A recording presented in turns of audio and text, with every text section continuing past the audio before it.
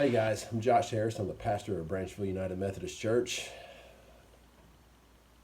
We're all social distancing during the coronavirus pandemic, and we thought we'd try something a little bit different this Sunday morning since we can't all get together.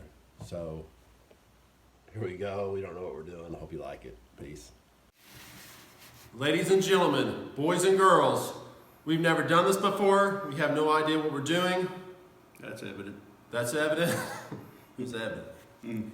Anyhow, due to the pandemic, as you all know, we are not having in-person worship services today. And we thought, hey, what are we going to do? We going to do this thing we always do? Hey, why not? And then, well, we're not going to do that. Well, okay. And then just record it. Thought, no, let's change it up a little bit. So that's what we are here to do right now. We figured we usually start our Sunday mornings out by drinking coffee, which we don't have any coffee. I've already had coffee. I had it this morning as Had well. lots of coffee. Very well. Yeah. And making fun of each other and discussing things with the church and let the church make fun of each other. Because we're the fun church, aren't we? Absolutely. Yeah. There's nothing. Hey, by the way, that 1990s IU caps, they don't even have that logo anymore. It's fun. Really? It's fun. That's It's great. throwback That is great. Hat Sunday here at Branchville United Methodist. I'm your host. Am I the host or are you the host? I don't know. You're the host. Are you Andy Richter or am I Andy Richter? Isn't that his name? I never know what you're talking We're about. the hosts Hosts. of today. So what we want to do today is we're going to do a little friendly banter. We're going to get a testimony from a wonderful woman who is a part of our church family. And then I'm going to have a little sermonette at the end for you guys. We've never done this before. This might be the dumbest thing we've ever done, which we've done some dumb stuff. We've done some pretty dumb stuff. So I doubt it's the dumbest. You never know. Day ain't over. It's not over. And by the way, we are recording this Thursday at 4:15 p.m. I don't know why I felt the need to say that, but I did say that. And right now, neither one of us have the coronavirus. Is that correct? I don't know. I don't have the coronavirus at this time. First of all, we're going to start with some letters from the audience. There is no audience here, so where these questions came from, we don't know. But nevertheless, we have letters from the audience. I'll let you start. You let me start. Oh. The first one I got was from first time caller, long time listener. You gotta speak louder, they can't hear you. They can hear me just fine. Fine. Josh, do you say a little prayer before you tell a joke on stage? I say a prayer after the jokes because usually they're dead. So kind of like at the end of a funeral, I pray. That's kind of how I handle the jokes. The comment that came with it was, I only asked because you should. So, Okay. we should probably work on jokes a little bit. We'll work on jokes. Hey, you don't need to tell me that. I know. Everybody knows. Oh, I got candy in my mouth. Is that unprofessional? Whatever. It could be unprofessional. It could be unprofessional. This question comes from Engineers Have No Soul at psci.net. Gator, where? This is a serious question, and I think it demands a serious answer. Okay. Gator, where are you hiding all of the toilet paper? Everybody's house individually. As big as their closets are. Where are you hiding all the toilet paper? I think engineers have no soul at psci.net is suggesting that you are the one that is hoarding all the toilet paper, and you have it somewhere. I don't know. Can't spare a square. Can't spare square. That's gonna go on our next t-shirt. Branchville United Methodist. Can't spare square. Can't spare a square. Well, I have another question from the audience. It's pretty widely known that Josh and I are pretty competitive in this church. Probably the two most competitive individuals Never toward each other. considered you much competition, okay? Yeah, he never considered me much competition. Josh and I are very, very competitive. I think it's very obvious. My question to Josh is what's it feel like to go all of last year and defeat Gator at nothing. I'm not gonna lie. I mean, it's got to be embarrassing. Let me answer the question. Oh, sir. I'm sorry. I'm not gonna lie. 2019 was a rough year for me personally. I did come in second in the fantasy football. First what? You were first. No, first. What's second place? The first loser, yes. Yes. So yeah, it was a rough year. Mhm. Kickball, I got my butt kicked hard. Hard. I didn't even really try. Made a great video though. We made a great video. Yeah. Didn't even really try for the ugly sweater competition because that's rigged. You got that rigged. I had that rigged. Apparently so. Don't, And then don't let the bitterness fool you. And then, yeah, I thought I had a chance at fantasy football, and I lost. But hey, I want to give a shout out right now to Ty Yeager. Ty Yeager? Ty Yeager, God bless you. You did pretty badly last year's March Madness competition here at church, Yeah. and you officially lost by A bunch. a country mile with the fantasy football. One bright side to them canceling the tournament is that you're not going to get beat in our tournament this year. Hey, So silver lining everywhere. there you go. Silver lining. Are we on to the next question? We're on the next question. Okay, here we go. This next question is brought to you by Coca-Cola. Coca-Cola, because Gary works there, and Pepsi ain't ever bought me NASCAR tickets. Coca-Cola. Oh, wow. You're going to cut me out of that part, right? No. Oh, great. Well, you want a Mellow Yellow sponsorship? Because they make Mellow Yellow too. I know. That would be great. That would be awesome. Gator, can you tell us about what a blessing it was to be able to shop with all the other senior citizens your age during the first hour of business at Dollar General this week? Because you're old. I got it. All I can say is being the youngest of the oldest, Oh, is that what you're calling yourself now? some of those people don't put up that good of a fight. So, And this is, you got all the toilet paper there? all the toilet paper there too, and it is all stockpiled. Instead of an Easter egg hunt, we may do a toilet paper roll hunt this year. That would be a good outreach. I'm telling you, People would come from miles around. they would. The problem is if it's a dewy morning, it's not gonna be that pleasant afterwards. So, it is what it is. That's a fair point. But Next question from the audience. next question from the audience. Josh and I were tagged in a Facebook post by one of our parishioners. Oh gosh. Yeah, and basically the bottom line question is Josh, have you ever been tased? If you taste me, so help me. Now we have, don't you? Where's it at? Huh? Where's What, it at? that? Is that Sydney State? Yes. Well, Listen now. I don't think, you're not gonna pop it a few times for the effect. if you want me to. I kind of scared you the first You time. scared me a lot the first time, but now I'm kind of ready for it. Okay. So just, everybody knows it's a real taser. Yeah, it's Ah, gosh. Yeah, don't put it away. Thank you, Donna B, for encouraging violence here against your pastor. This one is from you're too competitive. You're Too Competitive at psei.net. Question for Gator. Many of us guys are bummed that there's no ball games on TV. No new ball games on TV. Only reruns. Is this how you felt when they canceled Hannah Montana? Actually, yes, because my kids watched Hannah Montana. You know what? It's actually a legitimate question, and yeah, Okay. I was kind of bummed. Because Sydney is that age where she probably listens to some of Hannah Montana. I won't speak for Sydney, and I'll let her pound you later. But I don't know if she listened to it or not. you didn't watch Hannah Montana with Yeah. her? Well, sometimes as a parent, you lose control of the TV. Yep. So I do get that. I will have to own up to some of that.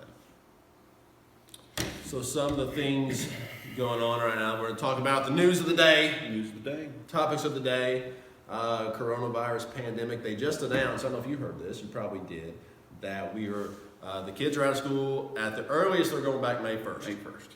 Mm-hmm. Yeah. So pretty So I'm going to lose the TV a lot more. So you're gonna lose the TV a lot more.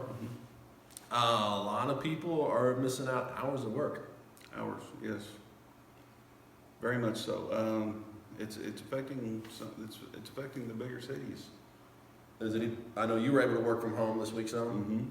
Mm-hmm. I was able to work from home.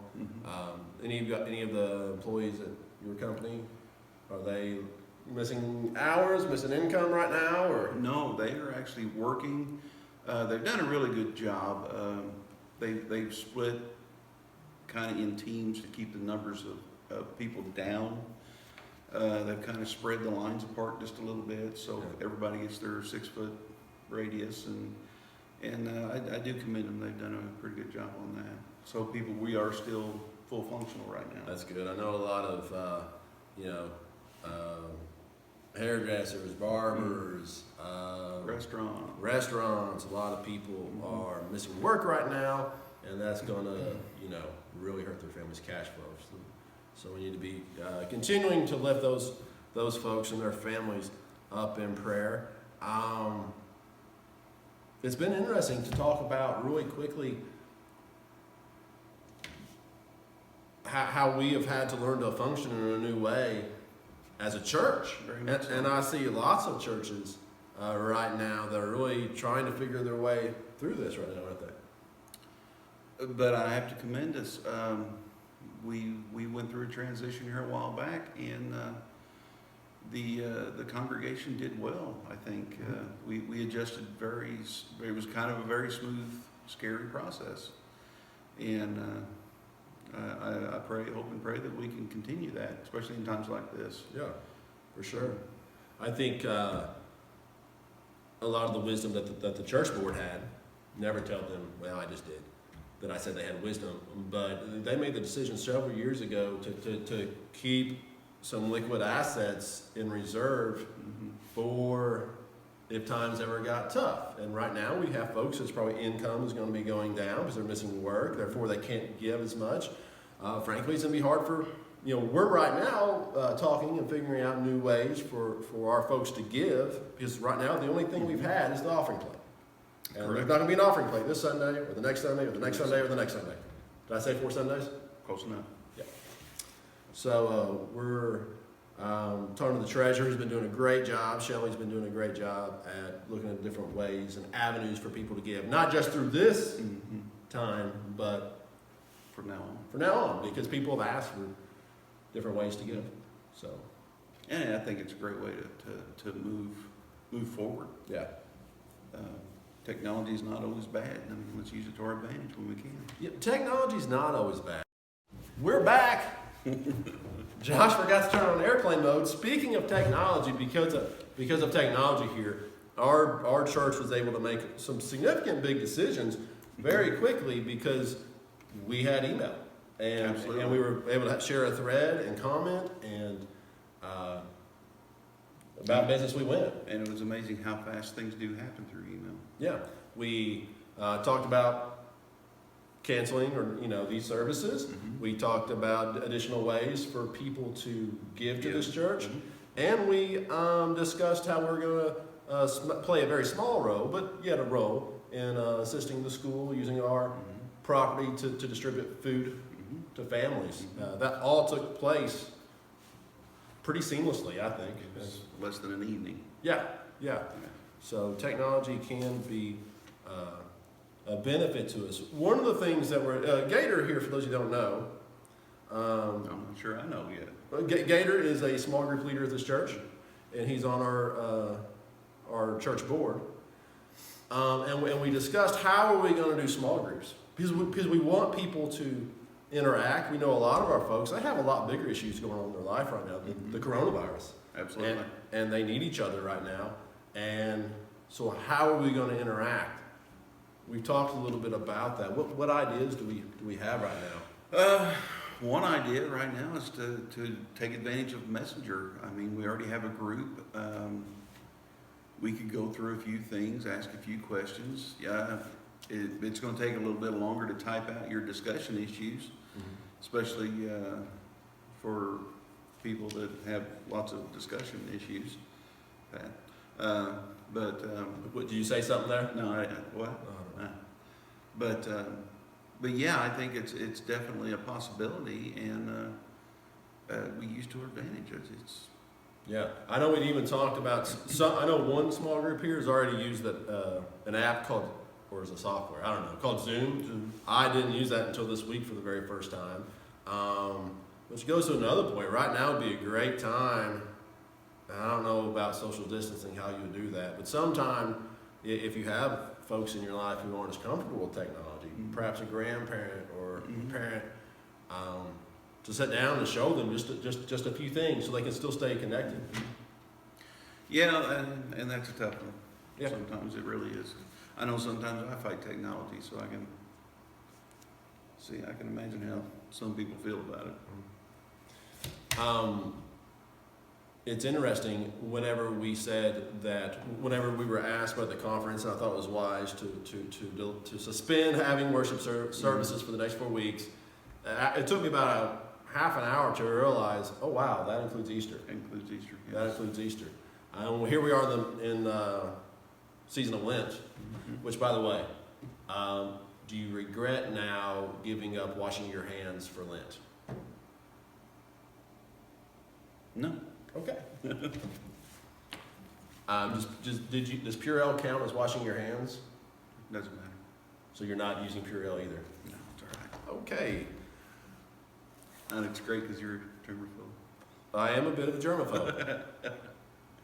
Especially Yeah, guys that don't wash their hands. with guys who don't wash their hands.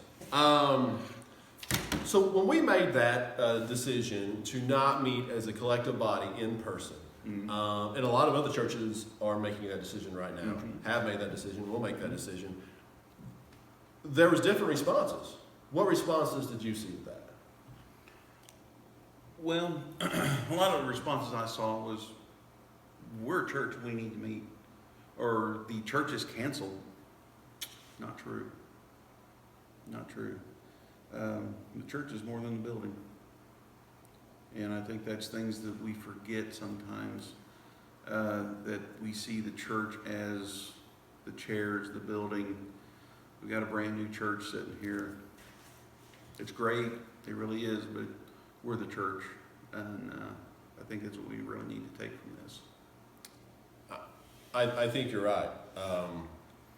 We've said that before as church leaders, as pastors, as Bible teachers, the church is the people. But by gosh, right now, we're really feeling that. Now we have to walk the walk. Yeah. And what's interesting is I was like, gosh, how are we going to do this? We can't meet together in a public building. For a lot of church history, even currently in parts of the world, they don't meet in public buildings. They're not doing this right now. They're not posting openly for the public to see these kinds of messages. It's been churches meet the people meeting in homes and loving each other and walking through faith together without buildings, without projection screens, without comfortable chairs, air conditioning and heat. It's God's people meeting together. Have you watched the video about, I forgot what it's called, the one about the Iranian church right now? No, I have not. If we can add it to the comment section, I've never said that before. If we can add it to the comment section, or we have to, we'll provide a link. It's a movie on YouTube about the current state of the Iranian church and how they don't have buildings, how they're highly persecuted, yet they are thriving and they are growing like crazy. It's interesting. It is interesting. Anytime the church throughout history has been pressed, it typically grows. Flourishes, yeah. So what are we going to do? We're going to be the church. We're going to be the church. Very good. Very good. The other thing, we saw the church go through the bubonic. I didn't see the church. You might have, because you're that old. Go through the bubonic plague. But this past week it's been interesting to read about how these famous church leaders, Spurgeon, Luther, went through their own pandemics. The bubonic plague for Luther. Spurgeon dealt with, I think, an outbreak of cholera in London, and how they didn't have technology to still meet. and how yet the church still survived and thrived and was there for people. So I think there's great for hope for this church, for the church. Yeah, and I think there's several verses in the Bible that tells us that this is going to happen, Yeah. and that there's hope at the end, and Christ is that hope. So just off the cuff, what are some ways, what's it look like practically right now for the church to be the church? Church to be the church. Well, we've got people that need things, not only toilet paper, but more serious things like food, Yeah, conversation. yeah. There's a lot of things that we can do as a church to help different generations. I know I'm the youngest of the oldest, I guess, and I know I get stir crazy pretty easily. So, and that's been 2 days. Mhm. So I can imagine being boxed in and everything. TV gets old, and I actually worked today, so that was actually inspiring, actually. So Yeah. Yeah, I think you're saying give folks a call and stuff. yeah, call people. That phone, nothing. Those germs don't go through the phone. The viruses. Can we confirm that germs do not go through phones? We can. That's already confirmed. That's why you can have the virus and touch your cheek and you won't get it. You have to touch a mucous membrane with it. That's why you're talking about mucous membranes right now. Because, I I know things you don't understand, and it's great. I think you're making that up. This is another challenge thing. I should You're ask that making- as a question. You're making that up. Okay. Can we agree not to say mucous membrane for the rest of this little video? Let's move on. Let's move on. I'll think about it. Let's move on. It's interesting right now. Like I said before, there are folks right now who are hurting, who are going through relationship struggles. They already had struggles with their finances or with work. They might have already been sick or supposed to be going to the doctor to get reports back and stuff. So the coronavirus is not the biggest deal in their life right now. Right. But what it is doing, it's making it hard for folks to get those hours of work, reach out to one another. I've had several folks express to me already, like, I really need my church family right now. I need to meet on Sundays, So I think using technology, do Facebook Messenger, and we're gonna see how that works. We're gonna give this a try. You've used Facebook Messenger with your small group to like prep them for Sunday, or hey, think about this, but never really an in-depth. Never a banter, I'll call it. Right. So if we can be there for one another through checking in with Facebook Messenger, if you have to go to the grocery store and Miss Jane Doe, give her a call before you head out. Say, hey, Miss Jane Doe, Yeah. can I get you some groceries? Yeah. And the nice thing about the Facebook Messenger is we don't have to set a specific time. Yeah. If you have a question, go out there and read some of our studies. We've got homework questions out there. You can post a question and walk away, and 2 hours later answer it. That's the best part of it. Do you know that Shirley, how most people turn off the ding notification on their Facebook Messenger? Shirley Temple don't know how. So people are Messenger at 3 a.m. It's still going off. Did somebody help her fix that yet? Sarah, Emily, Chris, somebody help her with that if she hasn't got it fixed already.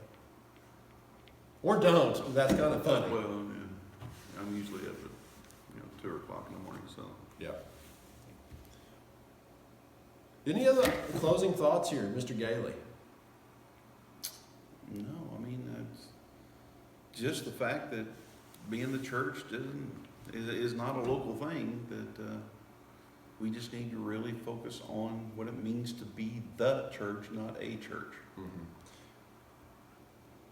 For sure.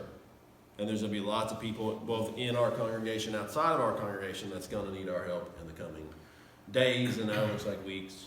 And there's probably going to be people that need help helping people. Yeah. I'm an introvert. Yeah. I know you're an introvert, and it's hard to do.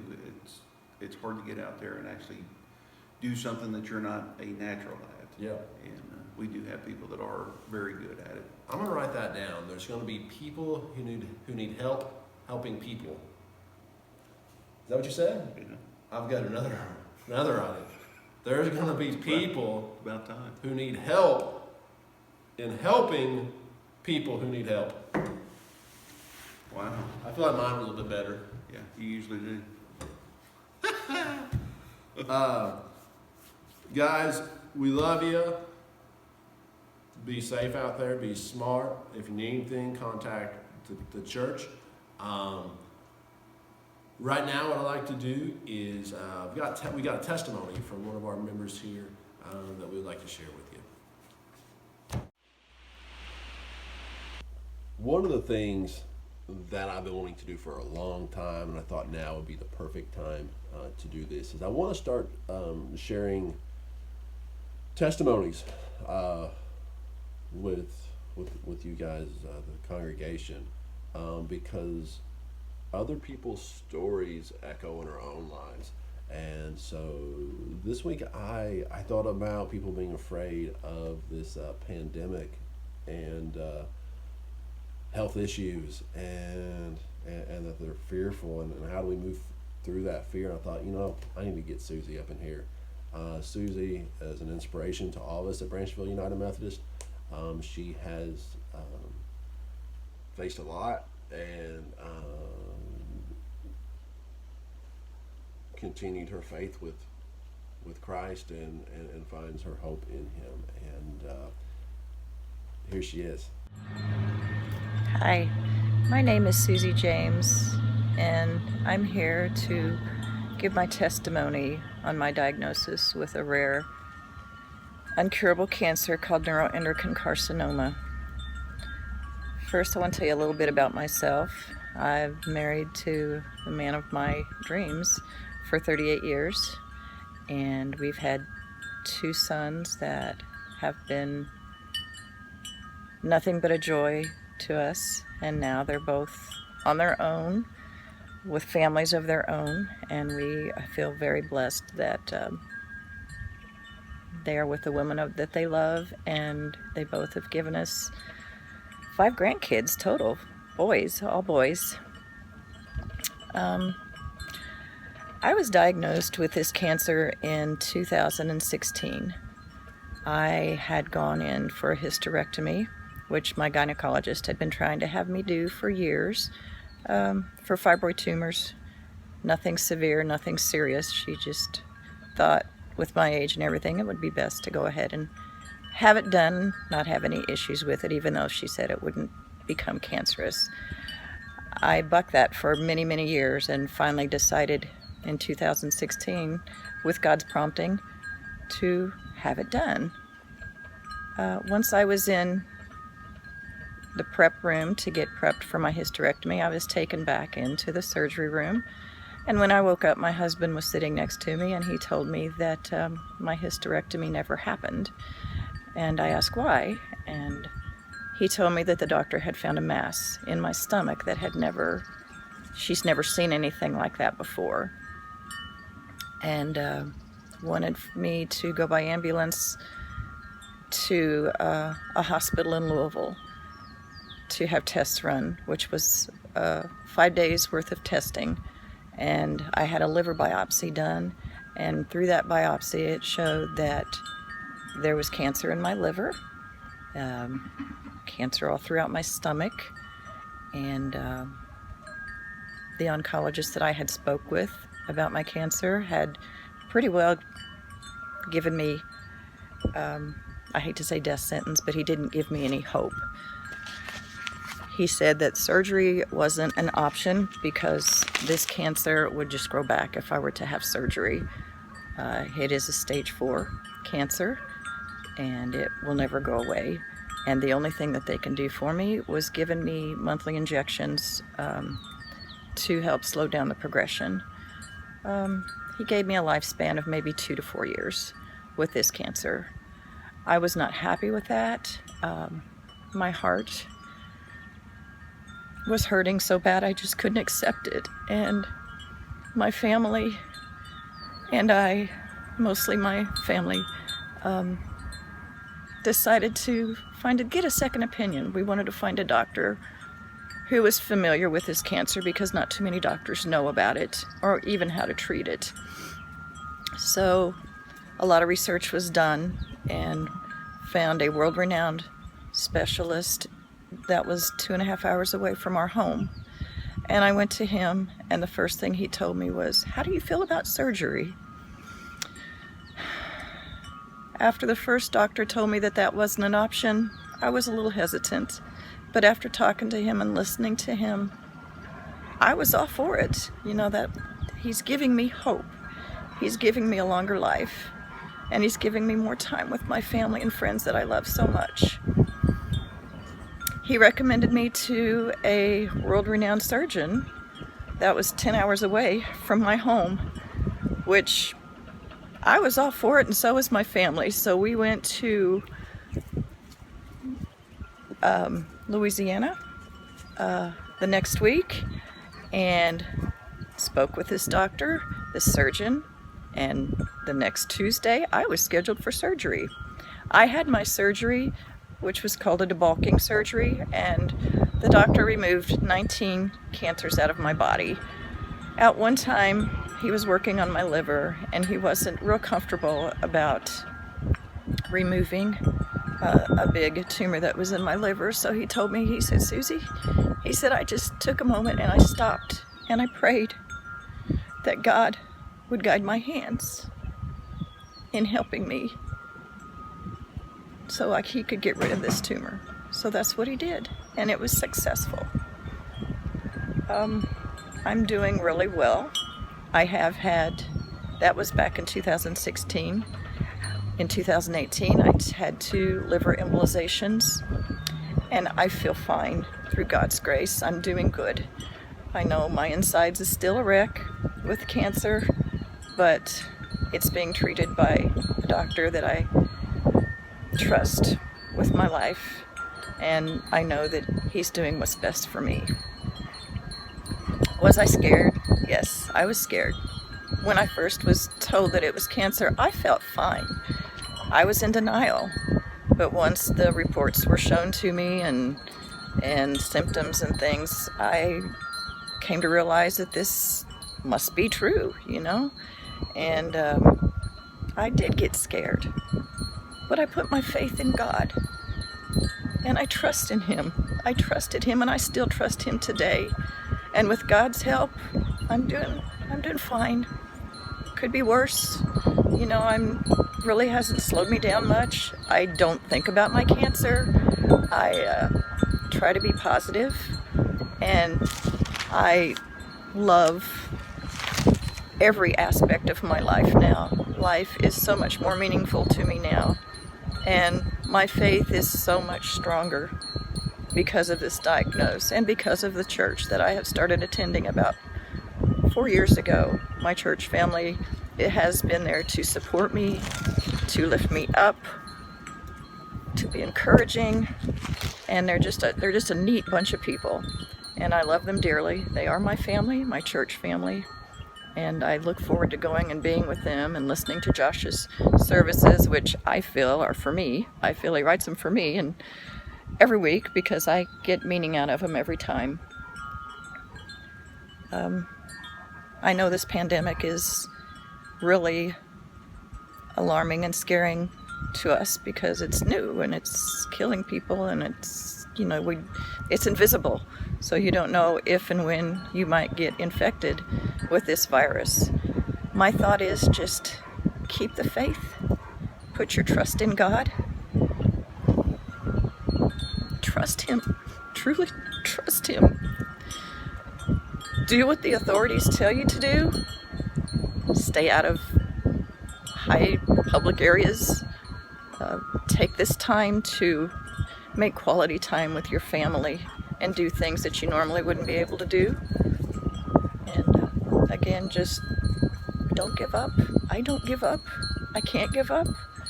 You have to keep on keeping on and know that one day this pandemic will be over and we'll all be better for it. I pray that God keeps everyone safe. That's another thing that we truly need to do. We need to ask for God's protection during these times and trust that He is going to take care of us.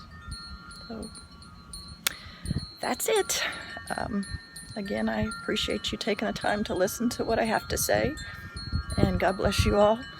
And stay healthy, love one another, and don't ever take life for granted. Thank you. Bye.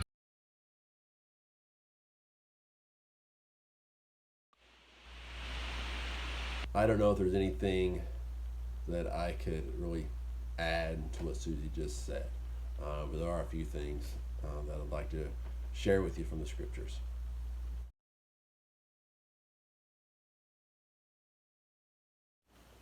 Hey guys, this is a little bit different. Many of you know whenever I teach, if there's a 50-foot stage, I'm going to cover all 50 feet of that stage. But now I'm staring at an iPhone, so this will be different. But I think the Lord has a message for us all today. So here we go. Here we go. I was thinking to myself, what's going on in the world today? What would God have us hear right now? Last week we spoke a little bit about how we've been here before, and then I got to thinking, yeah, we have been here before. I look at I'm reminded of the Passover in scriptures, because a lot of us right now are all holed up, right? We're practicing social distancing, so we're keeping our distance from one another. We're staying inside. We're staying away from other people. Man, that kind of, some similarities are there with Passover, isn't it? We're in Exodus 12 here, and what happens is God's people, Israel, the Israelites, they have been slaves for generations and generations and generations. So grandpa's generation, slaves. His grandpa's generation, slaves. All of the stories of your family's history for recent generations, the story is that of slavery. And your faith says we have hope in God and we'll be rescued one day. Yeah, that's a cute story. But grandpa was a slave. His grandpa was a slave. My kids are slaves. And I have a feeling that my grandkids will be slaves too. So that's where you're at, right? And then this cat named Moses comes along, and he's been saying, hey, I've been talking with God. We busting out. We're getting out of here. And you're like, what are you talking about, Moses? We're not, and then God comes and he says, hey, here's all I need y'all to do. I need you to sacrifice a lamb. Smear that blood on the doorpost of your house, okay? It's getting a little weird, but this is the story. And then hole up in there. Hole up inside your home with your family. Have a special meal while you're holed up in there. And tonight, death is going to come around. A plague of death, one point in the Bible, it calls it that. A plague of death will sweep through the community. Outside your door is death. Stay inside. I don't know about you. I would be scared. I would be freaked out. Like, death is outside my door. Yeah, I'm going to hole up in here, but what keeps death from coming inside here? Like some blood I smeared all over the door jambs? Like, I'm freaked out right now. I'm scared right now. I have fears right now. Anybody tracking with me? Any of you fearful right now? So what do we do with that fear? Let's continue on with the story. Where's my notes at? Here we go. One of the things that the scriptures also says is, death's coming tonight. But guys, we're about to bust out. Freedom's just around the corner. Exodus 12, verse 11 says the following. And this is regarding the meal that they're going to eat while they're holed up. These are your instructions for eating this meal. Be fully dressed. Wear your sandals and carry your walking stick in your hand. Eat the meal with urgency, for this is the Lord's Passover. Be ready to go. Have your walking stick ready. He goes on with this whole big deal about not using yeast in your bread because for that situation, because we ain't got time for that. We ain't got time for bread to rise. We're busting out. It's time to go. Yes, there's a great fear right now for God's people, but there's also this great hope of freedom and a future. And we're leaving. We're leaving soon, so be ready to go. I would be scared in that house right now. But yet I'm reminded by God's instructions to have my walking stick ready, to be fully dressed, to have my sandals on, that freedom and hope. Hope is now. Freedom's just around the corner. Little side note here. In verse 16, it goes on to say, for generations and generations after this moment, I want you to remember this day, the day that freedom came to you, and have a celebration. And verse 16, no work of any kind may be done on these days except in the preparation of food. Two things there. One, you'll notice what God is telling them and how he differentiates himself from the other gods of the time is he's not saying, hey, make this food and sacrifice it to me. He's not saying that. He's not saying, I want to eat your food. He's saying, you make this food and you eat it. He actually gets pretty intense about it. In verse 10, he says, do not leave any of it until the next morning, but whatever is not eaten, burn whatever is not eaten before morning. I don't need your food. You need me. You need my food. I will provide for you. I will sustain you. I don't need you to give me food. I am the all-powerful God. I don't need your food. You eat it. And whenever you don't eat, burn it up. So I don't need your leftovers. Isn't that powerful? God's telling us who he is and how we can lean on him. And he doesn't need to lean on us. He doesn't need to lean on us. And he goes on and he says, as you remember for generations and generations after this, as you remember the Passover. Verse 10,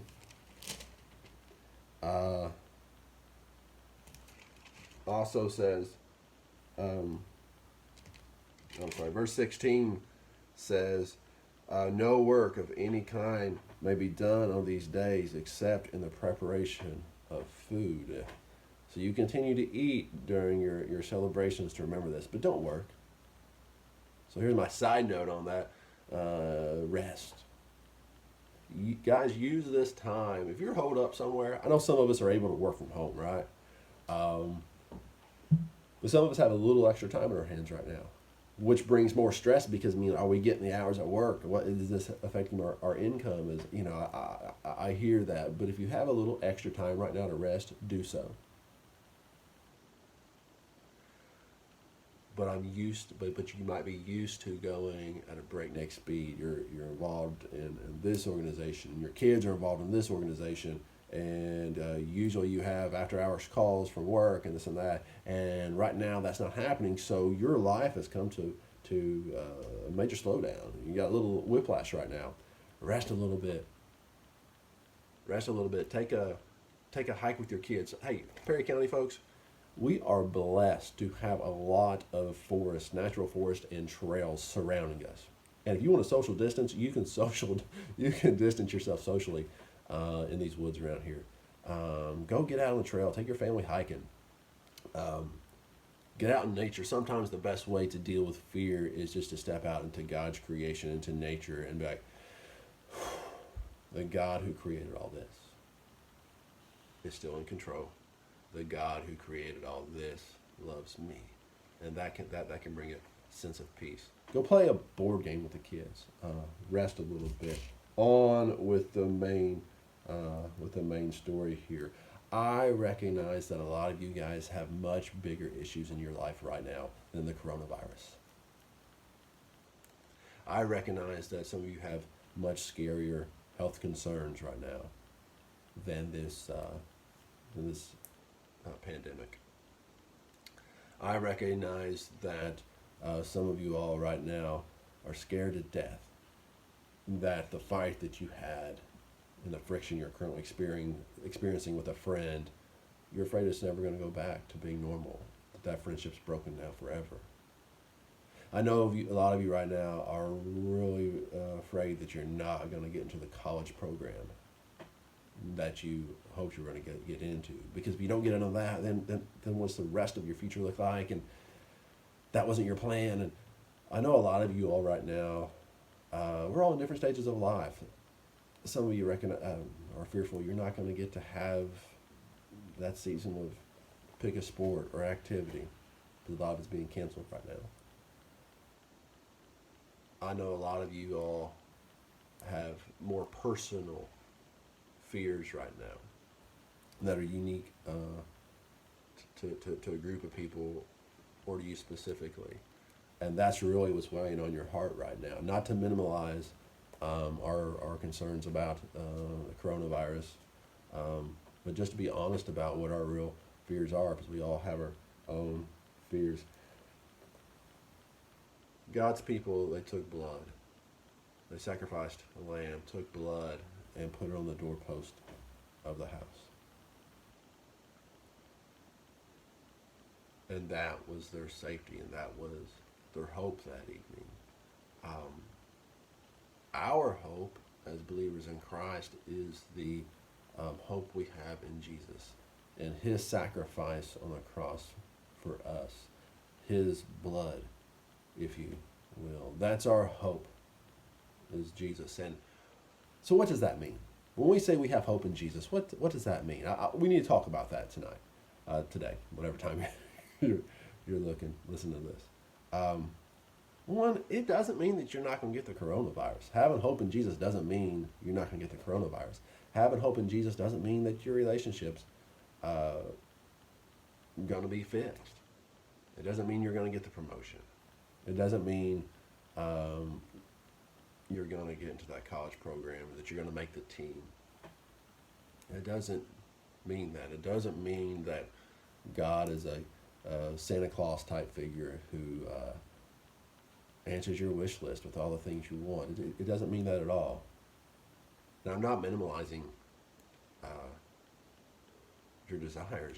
You want people to be healed of illnesses. That's a good and holy thing, and we pray to that end. I'm just saying God doesn't promise to fix all those things. Here's what Jesus tells us. Jesus tells us that we are victors in him. God tells us we are victors in Christ. And that's powerful. So what's that look like? It means that we're victors not only in the age to come, but in this life now. It means that God will walk through these issues with you. So the Israelites, they were free. Yeah, but now what?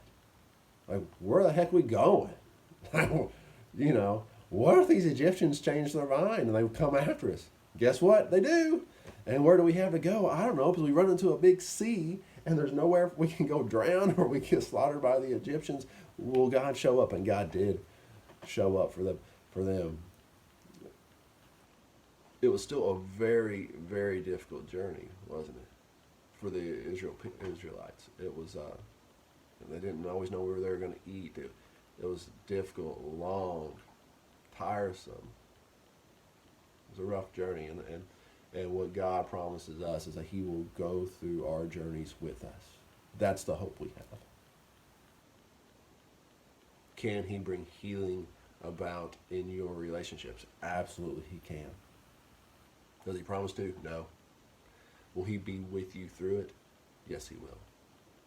We already heard a testimony of how God goes through things with us and how those journeys can be hard. That is the Christian life. God promises to go through things with you. He will not forsake you. He will not leave you. He has not forgotten you. He loves you. So what's it look right now for us to be the church? Because right now some people are criticizing churches for canceling services. Because if we don't have services, then are we even the church? And heck yeah, we're the church. We're the church. It's time for us to be the church. You know, we have brothers and sisters around the globe, brothers and sisters in Christ, who don't have church buildings. Believe it or not, check out the Church of Iran. They are heavily persecuted.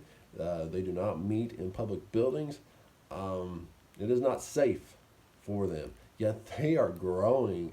The church is growing at a rapid pace in Iran, believe it or not. And those are our brothers and sisters are in Christ, being the church today.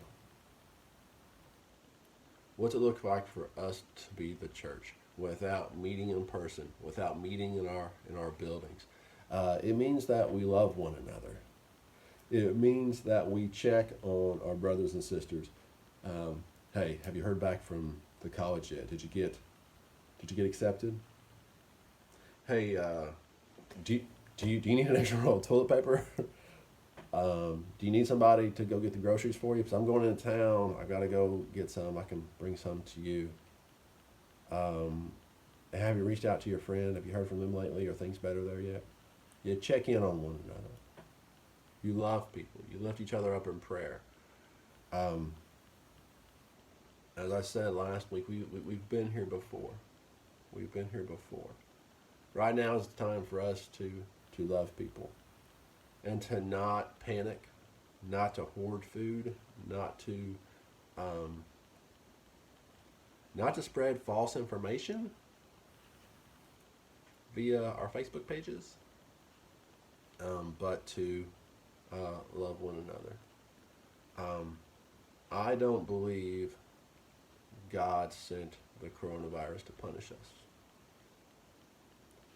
I think God gets blamed for too many bad things in the world. I do think that God is our hope. Not just to get through the coronavirus, but God is our hope in our life's journey, in our faith journey. So that's my encouragement for you today. My challenge for you is this. If you're fearful today, spend some time with God in prayer and be like, I'm fearful about this, God. Show me your encouragement. Show me your hope. Remind me that I have you. Remind me that I'm not alone. Remind me that I'm not forgotten. And be the church. Be sure to reach out to those around you and lift them up. When I say around you, I mean via the internet or Facebook Messenger or text or something like that. Guys, I love you. Be good, and we'll get through this together with God. Peace. Why did I say peace? I never said. God bless, guys.